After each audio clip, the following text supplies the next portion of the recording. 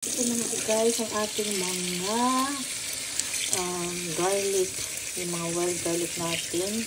Hugasan lang natin ito at isasahog natin ito sa binating itlog. Hugasan lang natin ito lahat. Kasi ito ay galing sa gubat, so hindi natin alam kung ano yung mga nandun, no? Kasi pinakain din to ng mga hayop sa gubat, ng mga reindeer, kung ano na nandun, hayop, at may mga dumi din minsan ng mga hayop doon, kaya kailangan hugasan din natin. Hugasan ko siya na mabuti.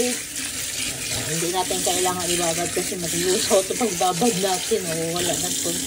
So yan lang siya guys. So ganyan ko lang. At marami din kasing pollen sa gubat.